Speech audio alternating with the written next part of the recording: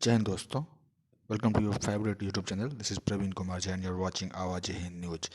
दोस्तों, कोरोना महामारी के बढ़ते केसेस को लेके जिस तरह पूरी दुनिया अलर्ट मोड पे है और भारत देश में हमारे देश में जिस तरह से 3 लाख को टच करता हुआ कोरोना केस 24 आवर्स का जो आंकड़ा आया है, बहुत ही ये डेंजरस कहा जा रहा है।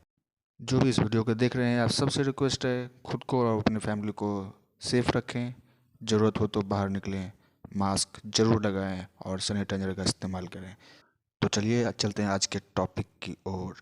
दोस्तों, आखिरकार जिस तरह से भारत ने फर्स्ट वेव आया था कोरोना का, उस समय पूरी दुनिया को जहाँ तक संभव मदद थी भारत ने की थी। पूरी दुनिया में मेडिसिन सप्लाई करना हो या कुछ भी ज़रूरत की चीज़ें, डॉक्टर्स हो या कुछ भी रिलेटेड कोरोना से जो भारत कर सकता था, पूरी दुनिया को जिस तरह से उस समय भारत ने मदद की, हाथ बढ़ाई थी।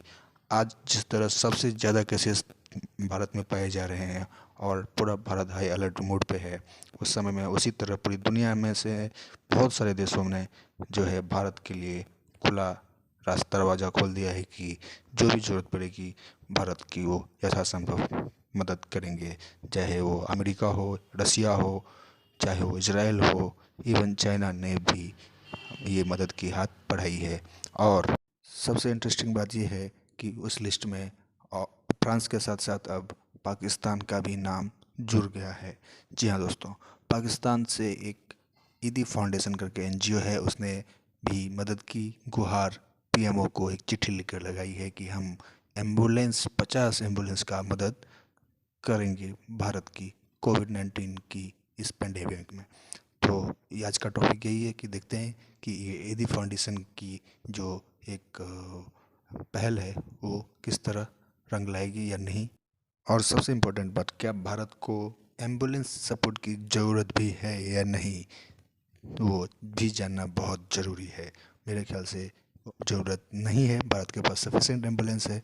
ऑक्सीजन की जो ज़रूरत थी वो ज़रूर अभी फ़िलहाल देखा जा रहा है, आज के मीडिया के अकॉर्डिंग देखें तो जो भी है, चलते हैं वीडियो की ओर, देखते हैं वीडियो में क्या है और ऑफ़र्स क्या था, वो इंसान कौन है जिन्होंने ऑफ़र्स दिए थे, पूरा डिटेल जान देंगे। आपको ये वीडियो कैसे लगा ये मुझे कमेंट में ज़रूर लिखें, अपना राय दें। और क्या भारत को ये मदद की अपील को स्वीकार करनी चाहिए या नहीं करनी चाहिए, ये भी ज़रूर लिखें कमेंट में। So without wasting time, let's go and start the video. But before we start, जो भी पहली बार चैनल पे आए हैं उनसे रिक्वेस्ट है, चैनल को सब्सक्राइब करके बेल आइकन को ज़रूर दबा दें, जिससे आने वाली वीडियो की नोटिफिकेशन आपको मिलती रहे। So let's start the video. Abdul Sattar ईदी साहब का नाम कौन नहीं जानता, और उनके बेटे फैसल ईदी उन्हीं के काम को आगे बढ़ा रहे हैं, इंसानियत की खिदमत कर रहे हैं। अब जिस तरह से भारत में सूरत हाल है, क़यामत का मंजर है, अस्पतालों में जगह नहीं है, ऑक्सीजन नहीं मिल रही, शमशान घाट जो हैं उनमें जगह नहीं मिल रही। अब ये हुकूमत ने कह दिया है कि जो भी आखिरी रसूमात हैं वो खेतों में, सड़कों पर, कहीं भी खुली जगह पर कह रहे हैं कि वो जो वहाँ पर जलाया जाता है जिस तरह से आखिरी रसूमात में, तो वो इस तरह से करें। ये हालात हो गए हैं। तो अब फैसल ईदी साहब ने खत लिखा है नरेंद्र मोदी को, भारतीय वज़ीर आज़म को, कि अगर वो इजाज़त दें नरेंद्र मोदी तो ईदी फाउंडेशन मदद करने को तैयार है। फैसल ईदी साहब हमारे साथ हैं। फैसल ईदी साहब, बहुत शुक्रिया, आपके जज्बे को सलाम है। लेकिन किस तरह से आप मदद कर पाएंगे, क्योंकि भारत में तो इस वक्त तबाही का मंजर है, बड़ी ख़तरनाक सूरत हाल है वहाँ पर। हाँ बिल्कुल, जो सूरत हाल मीडिया के ज़रिए हमें पता चलती है। मेरी आवाज़ आ रही है आपको? जी जी बिल्कुल आ रही है फैसल भाई, बोलिए। हाँ, मीडिया के ज़रिए जो हमें पता चल रही है वो बहुत ही ख़राब सूरत हाल है, और इंतहाई अफसोस है हमें इस बात का कि वहाँ पे कोरोना ने जो है वो अपने पंजे गाड़ लिए हैं। तो इसमें हमारी जो मदद है वो बहुत मामूली है, लेकिन हम इस तकलीफ़ में उनका साथ इसलिए देना चाहते हैं कि जो है वो हम उस मानिंद हैं कि हम तमाशाई बन के ना देखें, और हम उनकी तकलीफ़ में हमें साथ देना चाहिए। बिल्कुल ही। किस तरह से आप मदद फराम कर सकते हैं, उसकी तफसील बता सकते हैं? आपके लोग कुछ हद तक तो ट्रेंड हैं, लेकिन इस वबा में पाकिस्तान में भी आप काम कर रहे हैं, कोई शक नहीं है, लेकिन आपका प्लान क्या है? अगर नरेंद्र मोदी कहते हैं कि ठीक है आप आएँ हमारी मदद के लिए, तो किस तरह की मदद करेंगे आप? हमने इनको 50 एम्बुलेंसेस लेके जाने की जो है वो बात की है, और हम हिंदुस्तान जहाँ पे भी जौन से भी शहर में एक या एक से ज़ायद शहरों में भी अगर ये हमें कहेंगे तो हम वहाँ पे जाके इनकी लोकल अथॉरिटीज़ हैं उनके साथ मिल के उनके मरीज़ों की शिफ्टिंग है, उनकी डेड बॉडीज़ की शिफ्टिंग है, मैनेजमेंट है, जो भी हमसे हो सकेगा, जो भी काम ये हमारे ज़िम्मे डालेंगे हम इनकी मदद करेंगे ताकि इस मुश्किल वक्त से वो जो है वो निकलने में हमारा साथ उनको मिल सके। क्या उम्मीद कर रहे हैं आप? जब आपने ख़त लिखा किस तरह से ख्याल आया आपको? ख़त अब पहुंच चुका है नरेंद्र मोदी तक? कुछ इस बारे में आपके इल्म में है? हाँ, मेरी इनके एक जॉइंट सेक्रेटरी मोदी साहब के जॉइंट सेक्रेटरी से सुबह बात हुई थी, तो उन्होंने मुझे कहा कि आप मुझे ईमेल कर दें। उन्होंने ईमेल रिसीव कर ली है और देखते हैं, अभी तक इनका कोई रिस्पांस नहीं आया। मैंने एम्बेसडर ऑफ इंडिया का जो पाकिस्तान में एम्बेसडर हैं उनको भी जो है वो ईमेल लेके उनको भी ईमेल कर दी है। पाकिस्तानी एम्बेसडर को भी जो है वो ख़त लिखा है इंडिया में, और पाकिस्तान फ़ॉरेन ऑफिस को भी जो है वो इतला लेटर लिखा है कि अगर वो राज़ी हो जाते हैं तो इनसे भी बात की है कि हमें पाकिस्तानी फ़ॉरेन ऑफिस जो है वो हमारी फैसिलिटेट करे ताकि हम फ़ौरी बुनियादों पे वहाँ पे जाके इंसानी काम शुरू कर सकें। अच्छा, पाकिस्तान में आपका बहुत बड़ा नेटवर्क है, तो यकीन पाकिस्तान में भी ज़रूरत है। बहुत से लोग कहेंगे कि ये ना हो कि आप भारत जाते हैं, वो कहते हैं हमारी मदद को आ जाएं, तो यहाँ क्या होगा? यहाँ ना मुश्किलात का सामना हो। आपका इतना बड़ा नेटवर्क है और यहाँ भी बहुत ज़्यादा ज़रूरतमंद हैं, आप हर दफ़ा उनकी मदद करते हैं। नहीं, वो पाकिस्तान में तो हमारा नेटवर्क काम कर रहा है, और इस वक्त पंजाब की भी सूरत हाल अच्छी नज़र नहीं आ रही है। वहाँ पे भी ऑक्सीजन की बहुत ज़्यादा शॉर्टेज हो रही है, और सिंध से जो है वो ऑक्सीजन वहाँ पे जा रही है बड़े पैमाने पे, और अल्लाह वहाँ पे भी बेहतरी करे, आसानी करे। वहाँ पे भी हमारी टीमें काम कर रही हैं, और खुदा ना और वैसे भी पाकिस्तान में हमारे पास 1800 के करीब एम्बुलेंसेस हैं। 50 अगर हम वहाँ पे भेज देंगे तो कोई फ़र्क नहीं पड़ेगा, और हमारा आना जाना लगा रहेगा। हम इंडिया से कहेंगे कि हमें मल्टीपल वीज़ा दें, ख़ासकर जो टीम हमारी जो ऊपर की टीम होगी 5-6 लोग, उनको मल्टीपल वीज़ा दें ताकि हम वहाँ भी जा सकें, यहाँ भी आ सकें, और मिल के मतलब दोनों तरफ हम ध्यान दे सकें, काम कर सकें। अच्छा फैसल साहब, जिस तरह आपने अभी ऑक्सीजन की बात की है, क्या ऑक्सीजन भी आप इस तरह का भी इरादा रखते हैं कि ऑक्सीजन में जो बहुत ज़्यादा शॉर्टेज की खबरें आ रही हैं भारत के अंदर, वो ऑक्सीजन की फराहमी के हवाले से भी भारत की कोई मदद कर सकेंगे? नहीं, ऑक्सीजन में तो हम नहीं कर सकेंगे। हमारे पास ऑक्सीजन की थोड़ी सी ही मिकदार होगी जो कि वहाँ पे हमें फिर अब जो है वो अब फिल करनी पड़ेगी, वहीं से लेनी पड़ेगी लोकल ज़राए से। ऑक्सीजन हमारे पास बहुत ही लिमिटेड होगी, और अब बस जो कुछ भी रिसोर्सेज हैं हम आपस में पूल करके एक दूसरे की मदद करें, और लोग जिस तकलीफ़ से गुज़र रहे हैं उनकी तकलीफ़ में अगर कमी वाक़ हो सकती है हमारी मदद से, तो मैं समझता हूँ कि हमारे इंसान होने का जो है मतलब यही वक्त है कि हम बता सकें कि हम इंसान हैं।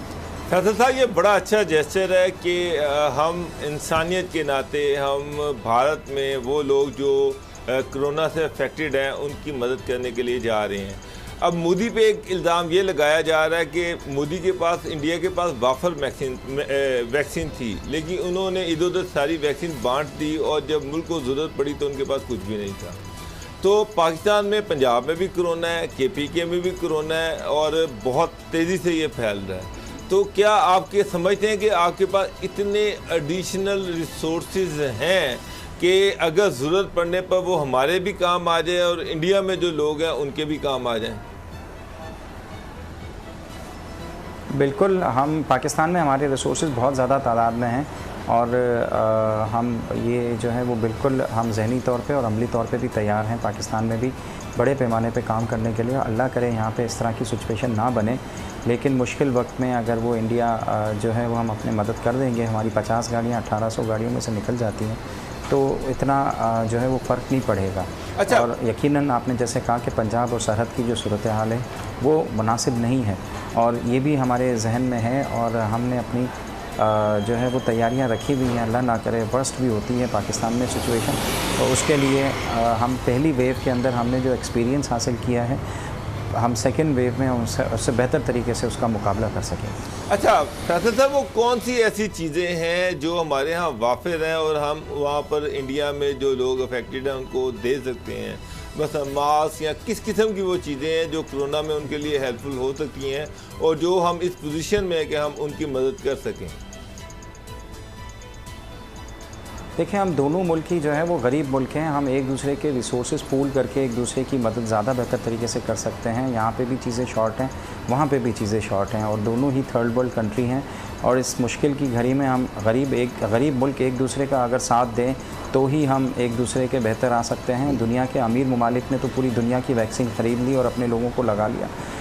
दुनिया की जो 90% या 80% थर्ड वर्ल्ड की जो आबादी है वो बग़ैर वैक्सीन की आज पड़ी हुई है और इतनी मुश्किल के अंदर है और थर्ड वेव का जो है वो सामना कर रही है। तो हम गरीब मुल्कों को मिल के ही आपस में अब स्ट्रेटजी बनानी होगी ताकि हम इस मुश्किल वबा से जो है वो उसका मुकाबला कर सकें और उससे निकल सकें।